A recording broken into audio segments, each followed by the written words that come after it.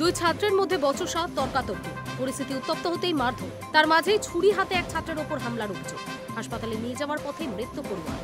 শুক্রবার দুপুরের এই ঘটনায় দক্ষিণেশ্বর মেট্রো স্টেশনে তুমুল হয়েছে। কিভাবে মেট্রো স্টেশনে ছুরি হাতেই ঢুকলো পড়ুয়া, স্বাভাবিকভাবেই উঠছে প্রশ্ন। মৃত পড়ুয়া মনোজিৎ যাদব বরানগরের বাসিন্দা। বছর 17-র মনোজিৎ বাগবাজার হাই স্কুলের পড়ুয়া। জানা গিয়েছে প্রতিদিন বন্ধু বান্ধবদের সঙ্গে মেট্রো চড়ে বাড়িতে ফিরত সে। শুক্রবারও তার ব্যতিক্রম হয়। ফেরার পথে মেট্রো স্টেশনে দাঁড়িয়ে বন্ধুর সঙ্গে বচসা বাঁধে। তার মাঝেই ছুরি হাতে আরেক বন্ধু হামলা চালায়। শেষমেশ মৃত্যু হয় পড়ুয়া। প্রত্যক্ষদর্শীরা জানান, শুক্রবার দুপুরে 4-5 জন পড়ুয়া দক্ষিণেশ্বর মেট্রো স্টেশনে দাঁড়িয়েছিল। প্রথমে তর্কাতর্কি শুরু হয়।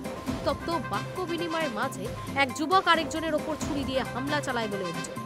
বন্ধু বান্ধবদের দলে থাকা অন্যান্যরা মেট্রো স্টেশন থেকে রক্তাক্ত অবস্থায় পড়ুয়াকে উদ্ধার করে। আহতকে তারা হাসপাতালে নিয়ে যায়, তবে শেষ রক্ষা হয়নি। মৃত্যু হয় স্কুল পড়ুয়ার। ঘটনাস্থল ঘিরে রেখেছে আরপিএফ। এই ঘটনায় রীতিমতো আতঙ্কিত যাতায়াতকারীরা। স্বাভাবিকভাবেই মেট্রোর নিরাপত্তা ব্যবস্থা নিয়ে উঠছে প্রশ্ন। প্রসঙ্গত, কলকাতা মেট্রোর ব্লু লাইন সবচেয়ে পুরনো। শহীদ ক্ষুদিরাম থেকে দক্ষিণেশ্বর স্টেশনে প্রতিদিন বহু যাত্রী যাতায়াত করেন। সম্প্রতি এই স্টেশনগুলির যাত্রী পরিষেবা নিয়ে ভুরি ভুরি প্রশ্ন উঠছে।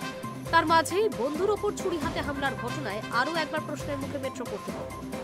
প্রতিটি মেট্রো স্টেশনে ব্যাগ পরীক্ষার বন্দোবস্ত রয়েছে। তা সত্ত্বেও কিভাবে এক পড়ুয়া ছুরি হাতে মেট্রো স্টেশনে ঢুকলো তা এখনো স্পষ্ট নয়। বলে রাখা ভালো, এই ঘটনার ফলে মেট্রো পরিষেবায় কোনো প্রভাব পড়েনি। Hi News network.